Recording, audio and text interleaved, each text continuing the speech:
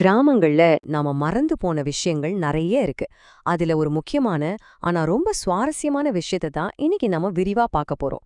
இது வெறும் விளையாட்டு கிடையாதுங்க. நம்ம மூளைக்கும் உடம்புக்கும் வேலை கொடுக்கிற ஒரு அற்புதமான கருவி.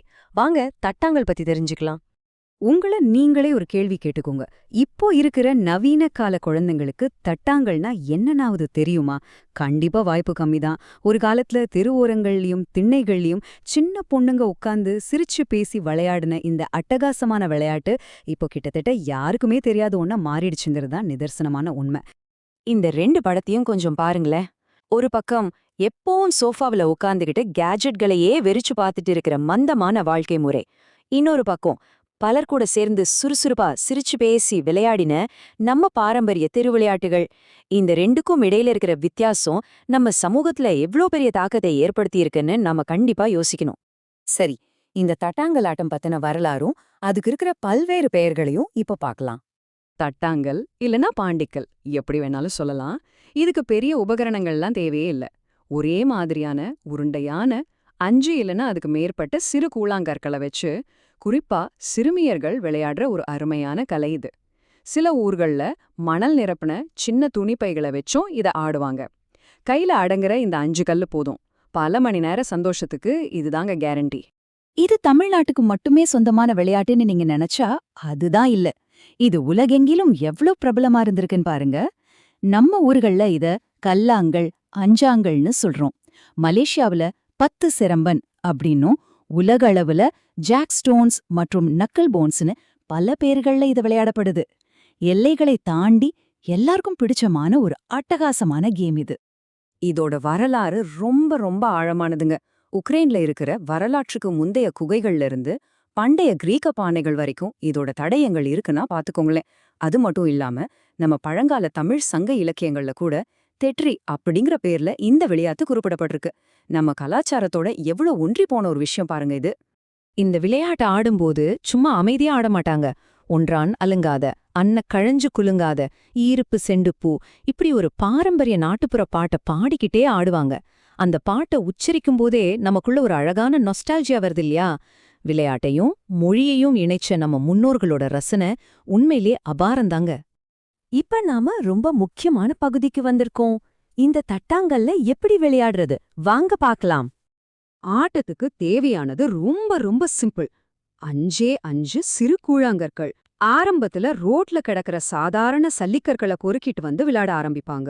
நாளாக நாளாக ஆடி பழகி அந்த உராய்விலேயே அந்த கற்கள் வழுவழுப்பான கூழாங்கற்களா மாறிடும். இதுக்கு பதிலா விதைகளோ இல்ல மணலோ நிரப்புன சின்ன முக்கோண வடிவ துணிப்பைகளையும் சில சமயம் பயன்படுத்துவாங்க. இதோட அடிப்படை நகர்வுகள் என்னன்னு பாப்போமா? முதல்ல கற்களை கீழே போட்டுறணும். அப்புறம் ஒரு கல்லை மட்டும் கையில் எடுத்து மேலே எறியணும். அந்த கல் கீழே விழறதுக்குள்ள தரையில இருக்கிற ஒரு கல்லை எடுத்துட்டு அதே கையால மேல இருந்து விழற கல்லையும் சரியா கேட்ச் பிடிச்சிடணும். சிம்பிளா தெரியுதா? ஆனா ஆடும்போதுதான் அதோட வேகம் புரியும். இது போக போக எவ்வளோ சவாலா மாறுதுன்னு பாருங்க. 1, 2, 3, 4 ஒவ்வொரு ரவுண்டுலையும் எடுக்க வேண்டிய கற்களோட எண்ணிக்கை அதிகமாயிட்டே போகும். மேல எரிஞ்ச கல் கீழே வர அந்த ஒரு சில வினாடிகளுக்குள்ள கீழ இருக்கிற பல கற்களை மொத்தமா அள்ளி பிடிக்கணும்னா அதுக்கு செம ஃபோக்கஸ் வேணுங்க. சும்மா சொல்லக்கூடாது. கை நரம்புகளுக்கு நல்ல ஒரு ட்ரெய்னிங் இது. இந்த விளையாட்டோட பல்வேறு விதிகளையும் ஆட்டம் எப்படி சுவாரஸ்யமா மாறுது அப்படிங்கறதையும் இப்ப பார்க்கலாம். இதுதான் ஆட்டத்தோட ஹைலைட்டே. ஒரு கல்ல புறமுன் கையில, அதாவது உள்ளங்கையோட எதிர்ப்புறத்துல வச்சு அது கீழே விழாம விரல்களை மடக்கி மத்த கற்களை பிடிக்கணும். அதுக்கப்புறம் ஆப்போசிட்ல இருக்கிறவங்க எந்த கல்ல சொல்றாங்களோ அதை மட்டும் பிடிச்சு காட்டணும். இதை பெர்ஃபெக்டா செஞ்சுட்டா அவங்களுக்கு பழம் கிடைச்சிருச்சின்னு அர்த்தம். அதாவது ஒரு பாயிண்ட். பாக்குறதுக்கு ஈஸியா இருக்கும், ஆனா பேலன்ஸ் பண்றது அவ்ளோ கஷ்டம். இதுல அவுட் ஆகுறது எப்படி நடக்கும்னு தெரியுமா? இங்க துல்லியம்தான் எல்லாமே. மேல எரிஞ்ச கல்ல நீங்க தவற விட்டாலோ இல்ல கீழே இருக்கிற கல்லை எடுக்கும்போது பக்கத்துல இருக்கிற கல்ல தெரியாம தொட்டுட்டாலோ, அதாவது அலங்கிருச்சுன்னா உங்க டர்ன் போச்சு. ஆட்டம் அப்படியே அடுத்தவங்க கைக்கு மாறிடும். சோ கவனச்சிதறலுக்கு இங்க வேலையே இல்ல. ஆனா இந்த ஆட்டத்துல ஒரு அழகான விஷயம் இருக்கு.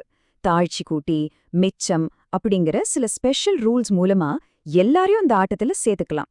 நல்லா விளையாடுறவங்க தங்க ஜெயிச்ச தாய் கற்கள் மற்றும் பரிசு கற்களை புதுசா கத்துக்கிறவங்களுக்கு ஷேர் பண்ணுவாங்க. இதனால ஆட்ட சரியா தெரியாதவங்க கூட தயக்கம் இல்லாம சந்தோஷமா இதுல கலந்துக்க முடியும். எப்படிப்பட்ட ஒரு டீம் ஒர்க் பாருங்க. சரி, இதெல்லாம் ஒரு பக்கம் இருக்கட்டும். இந்த தட்டாங்கல் ஆட்டத்தோட அறிவியல் ரீதியான நன்மைகள் என்னென்ன அப்படிங்கறத இப்போ விரிவா பார்ப்போம். இதோட நரம்பியல் நன்மைகளை கேட்டீங்கன்னா உண்மையிலேயே ஆச்சரியப்படுவீங்க. இன்னைக்கு இருக்கிற பேரண்ட்ஸ் கவனிக்க வேண்டிய முக்கியமான பாயிண்ட் இது. இந்த விளையாட்டு நம்ம மூளைக்கும் கைக்குமான கோஆர்டினேஷனை அபாரமா வளர்க்குது. குறிப்பா கைவிரல் திறன், கான்சென்ட்ரேஷன், அப்புறம் ஸ்பேஷியல் எபிலிட்டி, இது எல்லாமே இயல்பாவே செம்மையா டெவலப் ஆகும். ஒரு சின்ன விளையாட்டுக்குள்ள எவ்ளோ பெரிய சயின்ஸ் ஒளிஞ்சிருக்கு பாருங்க. பிசிக்கலா பார்த்தா தொடர்ந்து விரல்களையும் கைகளையும் வேகமா அசைச்சு விளையாடுறதால கை நரம்புகள் நல்லா வலுப்பெறுது, விரல்கள்ல ரத்த ஓட்டம் சீராகி சுறுசுறுப்பு அதிகமாகுது. அது மட்டும் இல்லாம டக்கு டக்குன்னு கற்களை எண்ணி எடுக்கிறதால கணிதத் திறனும் வேகமா வேலை செய்யும். ஒரு விஷயத்த சாதிக்க முடியுங்கிற தன்னம்பிக்கையும் ஆட்டோமேட்டிக்கா வந்துடும். இந்த மேற்கோள கொஞ்சம் கவனிங்க. பாரம்பரிய விளையாட்டுகள் வெறும் டைம் பாஸ் கிடையாது. அவையெல்லாம் அறிவுசார் வளர்ச்சியை தூண்டி கேஜெட்டுகளால வர்ற மந்த நிலையை விரட்டி அடிக்கிற முக்கியமான கற்றல் கருவிகள். கல்வியாளர்களே இதத்தான் சொல்றாங்க. உண்மைதாங்க. நம்ம முன்னோர்கள் சொல்லிக் கொடுத்த ஒவ்வொரு விளையாட்டுக்கு பின்னாலேயும் ஒரு பெரிய வாழ்க்கை திறன் ஒளிஞ்சிருக்கு. இவ்வளவு நேரம் நாம பார்த்த விஷயங்களை எப்படி நம்ம வாழ்க்கையில கொண்டு வர்றது? நமது பாரம்பரியத்தை மீட்போம் பகுதிக்கு இப்ப போகலாம். எப்பவும் ஸ்கிரீனையே பார்த்துக்கிட்டே 4 செவத்துக்குள்ள முடங்கி கிடக்கிற குழந்தைங்களை தயவு செஞ்சு வெளியில கொண்டு வாங்க.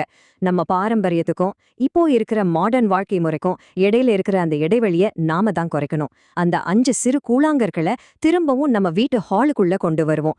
தொட்டு ஃபீல் பண்ணி விளையாடுற அந்த நிஜமான சந்தோஷத்தை நம்ம குழந்தைங்களுக்கு நம்ம அறிமுகப்படுத்தியே ஆகணும். கடைசியா உங்களை யோசிக்க வைக்கிற ஒரு கேள்வியோட நான் இதை முடிக்கிறேன். நம்ம குழந்தைங்க வீட்டுக்குள்ளேயே ரொம்ப சேஃபா விளையாடுறாங்கன்னு நம்ம நினைச்சிட்டு இருக்கோம். ஆனா அவங்களுக்கு நம்ம பாரம்பரிய விளையாட்டுகளை கொண்டு சேர்க்க வேண்டியது நம்ம கடமை இல்லையா? கண்டிப்பா யோசிங்க. உங்க வீட்டு குட்டீஸ்க்கு இந்த தட்டாங்களை சொல்லிக் கொடுங்க. அவங்களோட ஒட்டுமொத்த வளர்ச்சிக்கும் நீங்க கொடுக்கிற மிகச்சிறந்த பரிசா அது கண்டிப்பா இருக்கும்.